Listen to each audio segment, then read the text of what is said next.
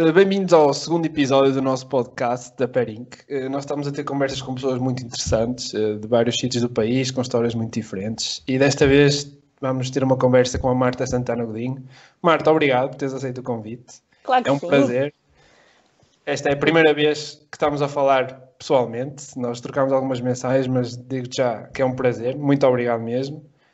E eu quero-te começar por fazer uma pergunta que, depois de saber um bocado do teu percurso, eu estou muito interessado. Eu quero começar mesmo pelo secundário, pela base da base do ensino superior. Ora bem, começando um bocado pelo ensino secundário, que é onde as decisões todas difíceis são tomadas. Nós temos 14, 15 anos e decidimos uma vertente de estudos que acaba por condicionar um bocadinho aquilo que vai ser o nosso leque de opções na universidade.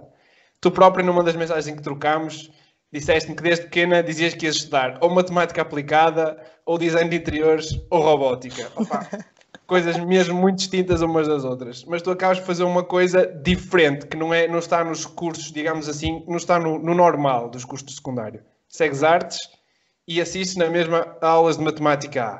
Tu fazes isto porque gostas muito de estudar ou querias aumentar o teu leque de escolhas? Ok, então, eu realmente, quando era pequenina, dizia sempre: eu quero matemática aplicada, talvez vá ser professora de matemática, adorava design de interiores, robótica, genética, e portanto, quando cheguei à altura de escolher uma área para o secundário, foi um pesadelo. Tomar uma decisão ali para mim foi muito, muito difícil. Talvez uma das decisões mais difíceis que eu já tenha tido que tomar. E na altura havia 3 disciplinas que eu queria muito, muito, que era matemática A, desenho e geometria. A minha escola, na altura, não era para ter uma turma de ciências com geometria descritiva. E sobre o risco de ter que mudar de escola, que era algo que eu não queria nada, acabei por decidir estudar artes. Então estudei artes, mas não tinha a matemática A, que era algo que me deixava assim um pouco triste. Então pedi a um professor, na altura era um professor de matemática da escola, que tinha sido professor da minha irmã mais velha, para me deixar assistir às aulas. E ele foi 5 estrelas, e eu acabei por conciliar aquilo que era a minha nova área de estudos com outra área de interesse. Portanto, voltando à tua pergunta, eu adoro estudar, mas eu estudei matemática A por gostar muito de matemática A, e porque, no fundo, também, de certa forma, eu não posso dizer que não, também me permitia estar preparada para, se fosse necessário, fazer o exame de matemática A mais tarde. Portanto, como eu não sabia bem aquilo que eu queria, eu, basicamente, abri portas para mim própria. E acabou por funcionar muito bem. E eu gosto tanto de estudar que estou a estudar agora outra vez. Isso é fantástico. Por exemplo, para mim, essa decisão foi simples porque eu não pensei muito. Nós temos as psicólogas vocacionais e normalmente eles veem as tuas notas, como é que são. Olha, ok, tens estas notas, vais para este curso, ou tens X, vais para aquele curso no ensino secundário. Eu acho que é uma decisão muito precoce e acho que fecha o leque muito cedo daquilo que nós podemos, sei lá, almejar. Claro que nenhum curso nunca vai definir aquilo que nós somos e tu és o maior exemplo que eu conheço recentemente disso. Não é um curso que te define. Se tu quiseres sempre ser mais ou saber mais, há sempre uma oportunidade para isso. Mas, na minha opinião, também acho que é uma decisão muito precoce. Se calhar devia ter feito algo como tu. Eu adorava artes, só que na altura, pronto, teve que ser assim. Teve que ser assim. É isso, temos que perseguir aquilo que estamos. Eu também acho. Tu, no fim de todas estas indecisões, estávamos a falar em robótica, estávamos a falar em design de interiores, matemática aplicada, estudar artes, assistir matemática, uma nebulosa completamente grande e uma panóplia de cursos à tua disposição. Tu acabas por escolher design de equipamento na Faculdade de Belas Artes. Fala-nos um pouco desse curso, da tua experiência e se encontraste aquilo que estavas à espera. Claro que sim. Então, eu acabei por estudar design de equipamento na licenciatura e se eu encontrei o que eu estava à espera? Assim, eu não sabia muito bem o que é que eu estava à espera. Eu já tinha visitado a faculdade, eu tinha lá um amigo meu e ele levou-me à faculdade, falou-me sobre o curso, mostrou-me alguns projetos dele, inclusive, e apesar disto tudo, eu sinto que, principalmente no fim do curso, portanto, a perspectiva de antes e depois, eu não sabia bem o que é que realmente me esperava. Eu acho que, no fundo, esse é que é o verdadeiro tema. As pessoas, quando escolhem um curso, não sabem ao certo aquilo que estão a escolher. E por isso é que muitas vezes acabamos por escolher um curso que, no fundo, não é algo que nós adoramos e acabamos por trocar de curso. Também é por isso que isso acontece. Mas foi um curso que me deu imensa bagagem, puxou imenso por mim. fiz amigos fantásticos para a vida. E também faz um bocadinho parte de quem eu sou, não é? Portanto, apesar de eu nunca tive experiência profissional em design de equipamento, mas apesar de tudo, eu trago muita coisa dali para o meu trabalho e mesmo para os meus estudos hoje em dia. Portanto, apesar de eu estar em áreas diferentes, eu consigo trazer várias componentes da minha licenciatura. Eu acho isso muito interessante. Também tive muita sorte porque eu fiz Erasmus na Suíça e eu lá tive experiências únicas em termos de materiais, oficinas, que são uma parte muito, muito importante do curso de design de equipamento. E, portanto, no fundo, eu acabo por fazer um balanço super, super positivo. Assim, um bocadinho sobre o curso de design de equipamento. É um curso que tem disciplinas muito práticas, como é o caso de desenho, modelação 3D, em que nós aprendemos SolidWorks, Studio Max, Rhinos, AutoCAD. E depois há a parte de projeto, que é a grande cadeira, e é aquela cadeira onde nós podemos literalmente fazer o que quer que seja que nós queremos. O primeiro e o segundo ano são um bocadinho mais orientados, portanto nós temos um tema e por aí, pronto, enverdamos. Por exemplo, eu tive um projeto que era fazer ou uma lanterna ou um rádio, e nós começávamos por ter que desmontar um aparelho, desenhar as peças todas, compreender todos os componentes e depois desenhávamos o nosso próprio equipamento. E este tipo de coisas é muito interessante, portanto, para alguém que tenha assim um perfil criativo de pôr as mãos na massa, este curso pode ser muito giro. E pronto, depois também havia, claro, outras cadeiras mais teórico-práticas que eu adorava, de geometria, estática e resistência dos materiais, portanto, esta estática e resistência de materiais é uma cadeira um bocadinho mais matemática, mas não é um bicho de 7 cabeças para aqueles que fogem à matemática, não há necessidade disso. E foram cadeiras muito bem lecionadas mesmo. E depois há as teóricas, há estética, que é assim um bocadinho mais filosófica, e história da arte, com, já nem sei, 2 ou 3 módulos. Mas foi um curso muito interessante. Mas assim, quem está em design de equipamento passa, eu diria, 80% do tempo nas oficinas. Design de equipamento, escultura, restauro, são cursos de oficinas, maioritariamente. Tu falaste agora, no início da tua resposta, de uma coisa muito interessante, que é, quando eu te perguntei expectativa versus realidade, que é que a grande questão é mesmo essa. As pessoas inscrevem-se num curso que não sabem bem o que é que se estão a meter e, de qualquer forma, acabam por ter sempre algum nível de surpresa. Acabam sempre por aprender coisas que não estavam à espera. E tu falaste meio de uma coisa muito apaixonada, que foi do projeto, em que tinhas que desmontar completamente o equipamento, estudar cada peça e, a partir daí, planear de novo uma construção. A minha próxima pergunta entra um bocado nesse âmbito, porque eu vejo que tu, quando entraste num curso e acabaste por receber uma surpresa, não saber muito daquilo que estavas à espera, acabaste se calhar por descobrir outros interesses ou fazer reacordar outros interesses. Se calhar foi por isso o que te levou a voltar no segundo ano a estudar com o intuito de entrar em engenharia.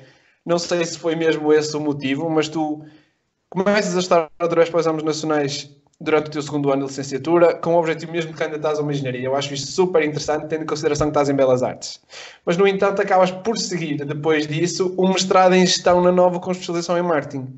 O que é que te recordou todas estas paixões? O que é que voltaste a ser a Marta do secundário, cheia de paixões, cheia de coisas novas? Como é que isto acontece? Belas Artes, queres engenharia e acabas na Nova, a tirar Gestão, Marketing. É verdade, isto foi uma grande reviravolta.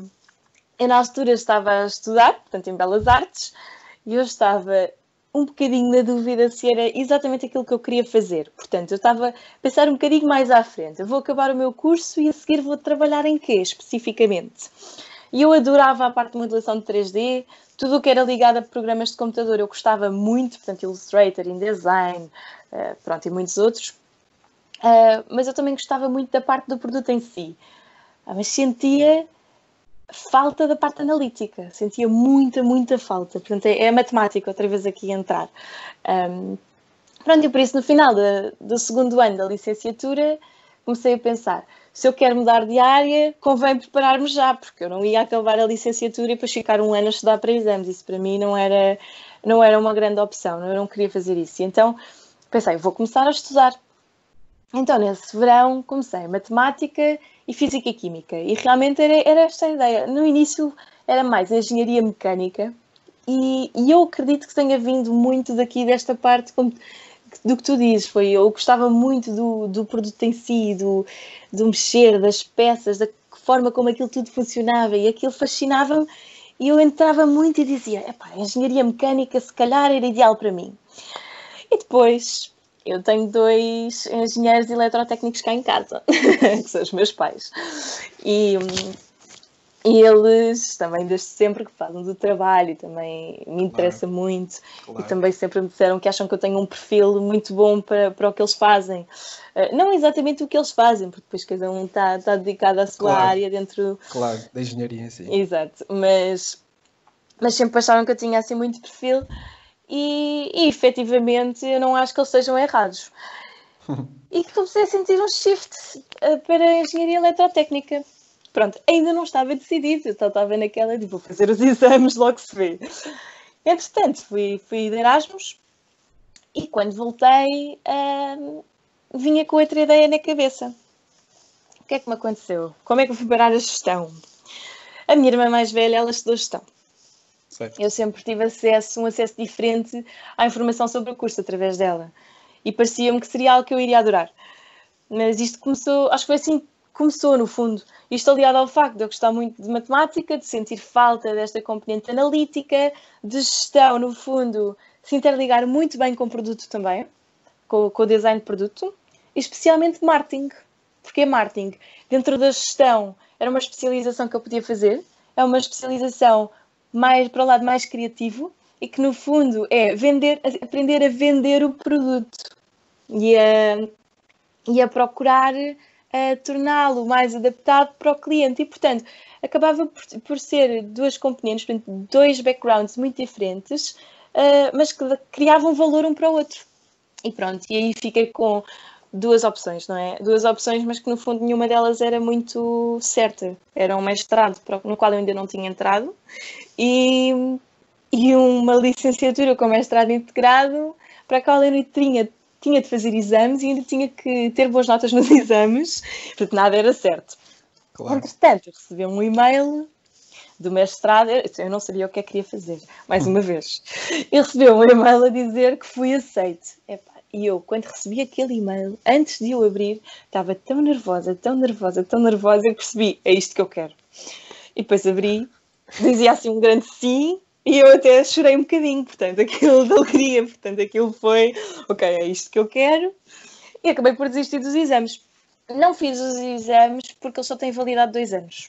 Certo. E eu achei que ainda faltava algum tempo, e era uma coisa que envolvia muito esforço, porque no fundo, claro que envolve esforço, não é? Eu estava a fazer a minha licenciatura em paralelo, e era muito tempo que aquilo me consumia, e achei que não faria assim tanto sentido, uma vez que o mestrado era 1 ano e meio, e eu no fim do mestrado não sabia o que é que eu queria. E eu pensei, ok, agora não faço os exames, apesar de já estar inscrita, e mais tarde, se for caso disso, faço. Portanto, nunca excluí a possibilidade de eventualmente mais tarde vir a estudar engenharia. Isso para mim não foi uma exclusão de partes, foi certo. Vou fazer o mestrado agora e logo se vê. Aí o mestrado foi excelente, tinha um programa muito bom e eles têm um programa de integração para alunos que vêm de áreas diferentes. Certo. Pronto, então eu tive no mês de agosto, foram 4 semanas, foram aulas, de vários temas, tínhamos um primeiro módulo de matemática, depois tínhamos finanças, e ajudou-me muito a preparar para o mestrado, e foi um mestrado assim incrível mesmo. Uma coisa que eu admiro mesmo muito na tua história é que tu nunca paraste de procurar aquilo que querias ou aquilo que te fazia sentir mais completa ou aquilo que gostavas de fazer. Normalmente as pessoas não têm essa mentalidade, ou se calhar não têm essa possibilidade. Desde já dou-te os parabéns por isso, acho que é fantástico uma pessoa procurar sempre o que quer. Achas que existe um bocadinho de falta de informação ou falta de disponibilidade para explicar melhor aos alunos do ensino secundário o que é que se faz, o que é que se estuda, e achas que isso acaba por de um certo modo, condicionar os caminhos das pessoas, esta falta de informação sistematizada, a falta de poderem fazer perguntas a pessoas, a falta de procurarem. Tu, neste caso, tu foste autodidata a procurar. E é fantástico. E continuas na tua procura, não é? Porque tu não ficaste satisfeita com o management. Depois tu quiseste mais analítico, mas depois falamos um bocadinho disso mais para a frente. Mas achas que essa falta de informação condiciona um bocadinho o caminho das pessoas? Acho que sim, sem dúvida. Apesar de há alguns esforços que se vêem. Por exemplo, eu quando estava na escola, vinham os pais dos alunos, isto já desde pequenina, do primeiro ao quarto ano, por exemplo, os pais dos alunos eram convidados para falar das profissões. Que eu acho que este contacto é muito importante desde novos. A questão é que mesmo assim não era suficiente, porque apesar de virem falar connosco um bocadinho, nós não tínhamos assim tanta noção. Eu pelo menos falo por mim, eu não tinha muita noção do que é que as pessoas faziam ao certo. Certo. Pronto. E eu acho que isto, até nós realmente passarmos por isso, fazermos um bocadinho, nós não vamos conseguir saber mesmo se aquilo é para nós. Certo. E depois há mais um tema que é, muitas vezes, nós para termos uma profissão que vamos adorar, nós temos que estudar algo que até pode não ser assim tanto do nosso agrado, digamos. Todos nós passamos por uma outra cadeira, disciplina, que nós não adoramos.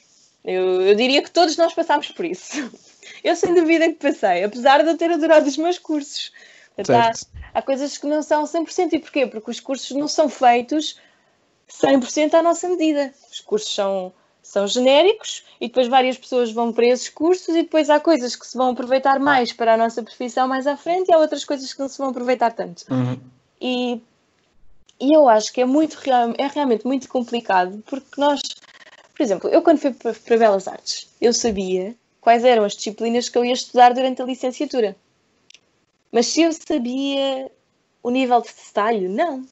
Eu não sabia se aquilo ia realmente ser totalmente do meu agrado ou não. Claro. E depois, e se nós mudamos de gostos? É que muita gente também muda de gostos. Começa, está a gostar, está tudo a correr bem e de nada, pá, afinal não é nada disto que eu quero. Ou conhece outra coisa e já não é nada disto que eu quero. Eu acho que é quando nós estamos na licenciatura, em que os nossos amigos efetivamente estão em vários cursos diferentes, que nós começamos a ter uma sensibilidade muito diferente para aquilo que é a licenciatura. Certo. E achas que a mentalidade portuguesa do fazer rápido e agora tens que ter o canudo, sai cá para fora, também acaba por condicionar essa atingir ou descobrir aquilo que tu gostas? Acho que é uma mentalidade muito de correr, ter já mercado. Acho que isso condiciona também. Condiciona, sem dúvida. Eu ultimamente tenho conhecido muita gente do Norte da Europa, por exemplo, que são países onde é muito incentivado que os jovens façam gap year, que não é nada mais, nada menos do que um ano em que param de estudar e têm novas experiências para se enriquecerem. E depois criam um portfólio. Portanto, eles para se candidatarem à faculdade, não é só com os exames, mas também com este portfólio que eles criam aqui. E fazem estágios em empresas.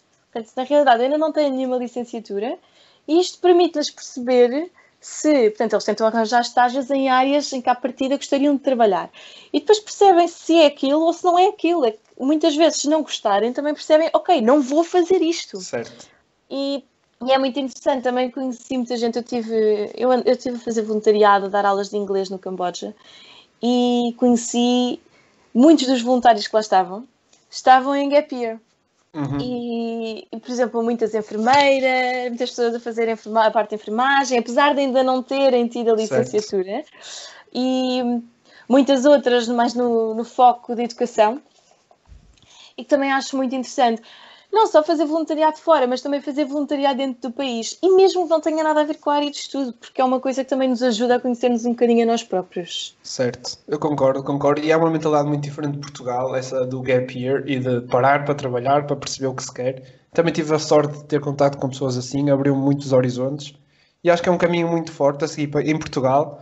E espero que as coisas andem mais no sentido de perceber o que queres, estudares consolidado, do que ter a mentalidade de correr para ter o canudo para ir para o mercado de trabalho. Eu sei que vem muito do nosso passado, somos uma democracia relativamente recente e temos essa necessidade de teres o canudo, vais ser alguém na vida, quanto mais rápido fores, melhor.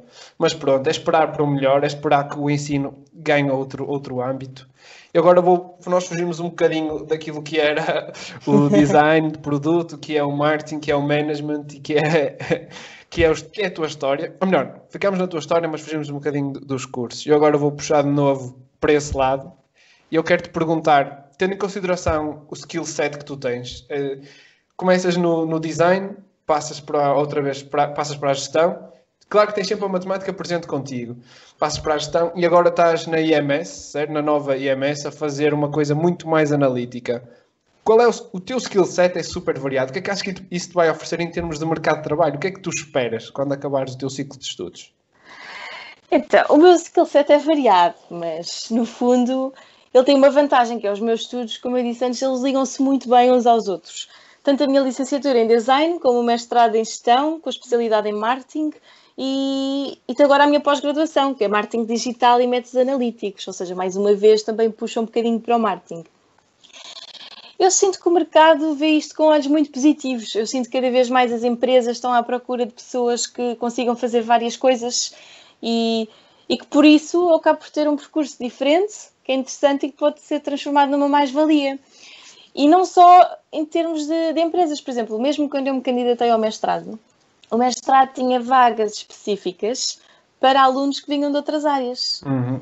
E mesmo os trabalhos de grupo, nós éramos incentivados a fazer grupo com pessoas de vários géneros, de várias nacionalidades e de vários backgrounds, ou seja, nós deveríamos ter estudos diferentes. E eu acho isso super interessante, nós acabamos por trazer ideias muito diferentes para a mesa. Claro, é muito giro. É muito, muito interessante. Em momentos de discussão, vêm-se pontos de vista muito diferentes. Então achas que a diversidade acaba por ser uma vantagem e não uma desvantagem em termos de mercado de trabalho?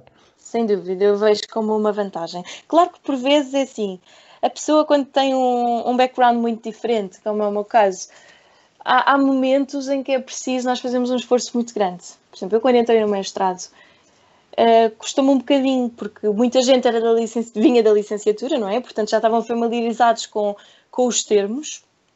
E os professores, apesar de terem consciência de que tinham alunos de outros, pronto, vinham de outros estudos, de outras áreas, e de tentarem ter esse cuidado, havia sempre muita coisa. Com o meu caderninho de notas que eu levava comigo no bolso, em que eu ia anotando tudo durante o dia. E depois chegava a casa e era uma noite de pesquisa e uma noite de aprendizagem extra. Pronto, portanto, às vezes isto envolve um esforço maior, mas que acho que pode ser super recompensado. E depois é assim, mesmo para mim, no meu dia-a-dia, e eu também já tive uma experiência de trabalho de 1 ano, eu sentia... Eu via com muito bons olhos e eu ficava muito agradada por conseguir perceber, mesmo que não fosse parte da minha tarefa, por perceber o que é que o outro está a fazer, como deve ser, porque no fundo eu saberia fazer aquilo. Certo. Eu não estou a fazer, mas eu saberia fazer, portanto eu sei que timings é que é esperado para aquela tarefa e percebo o esforço que está envolvido e acho isso muito bom. Ótimo, ótimo. Eu percebo perfeitamente. Tens um skill set variado que te permite adaptar e sabes que não há nenhum desafio que no fundo vai ser grande demais para ti e isso é recompensante, de certeza. Tendo em consideração todos os cursos que fizeste e que estás, que conselhos darias a quem um aluno do ensino secundário que está a pensar a candidatar a design de produto, ou a gestão, ou a marketing digital? Que conselho tu darias? Tendo em consideração os cursos que seguiste, que conselho darias a uma pessoa que está a tentar candidatar a uma dessas vertentes? Ok. Então, primeiro, uma pessoa que se esteja a candidatar a design de produto, eu diria, ou até design no geral, eu diria que seria uma pessoa que deveria ter um perfil assim criativo, sem dúvida, muita vontade de pôr a mão na massa. É daqueles cursos em que se pode fazer tudo o que te passa pela cabeça, literalmente. E depois diria que gestão é um curso um bocadinho mais sóbrio. Tem um perfil assim mais analítico, portanto mais sóbrio, pelo menos comparado com design de produto, mas também ele muito criativo, principalmente se for para marketing. O marketing puxa muito pela vertente criativa. Quanto a conselhos, eu aconselho é que não escolham um curso para acharem que vai ser fácil. Porque assim, um curso... Há muita gente que vai por esta. E um curso só é fácil de 2 formas. Ou a pessoa é um gênio, que pode acontecer, ou o curso não é assim tão bom, ou, até há uma terceira forma, a pessoa não está a pôr o esforço que deveria no curso. Certo. Acontece muito. Mas o maior conselho que eu posso dar é procurem feedback. Procurem feedback de alunos que estejam a estudar nas faculdades que têm em mente. Procurem visitar a faculdade. E mesmo que não conheçam ninguém, vão, apresentem-se a alunos a passearem pelos corredores, de certeza absoluta. Não vão em épocas de exame e onde encontrar alguém Verdade. para mostrar a faculdade. E peçam feedback sobre tudo, sobre os professores, sobre as disciplinas, sobre os cursos, sobre os serviços, sobre o espaço, porque tudo interessa. E depois há mais uma coisa, há pessoas que vão gostar de mais de umas coisas, há pessoas que vão gostar mais de outras, e é preciso ter um espírito um bocadinho crítico. Portanto, quando se pede feedback, se calhar procurar feedback mais do que um aluno seria o ideal. E acima de tudo, é não pensar só no que é que se vai estudar, mas pensar também no que é que se vai fazer a seguir, porque muitas vezes é tal coisa, nós para termos uma profissão que adoramos, muitas vezes temos que estudar coisas que se calhar não nos interessam assim tanto. Algumas das coisas que nós vamos estudar, acontece. Os cursos chegam a tal coisa, não são feitos 100% à nossa medida. Portanto, pensem no que é que vão gostar de fazer, porque é o futuro que está em jogo. Eu não podia concordar mais. Acho que a importância de procurar feedback é brutal. Falar com pessoas, fazer perguntas, procurar conhecimento, acho que está lá. Concordo 100% contigo. Marta, algumas últimas palavras que gostavas de deixar a quem vai ouvir este podcast, ouvir este episódio? Claro, olha, resta-me desejar boa sorte a toda a gente que está a passar por estas decisões, que são muito complicadas. Mas a boa notícia é que podem sempre fazer como eu e estudar imensas coisas diferentes. É uma opção. Marta, muito, muito obrigado. Temos aqui material muito bom para as pessoas que estão a pensar candidatar aos 569 cursos que tu já seguiste no teu percurso. Não, acho que está muito bom. Muito obrigado pelo teu tempo Obrigada, João. E até uma próxima. Obrigada, até uma próxima. Tchau.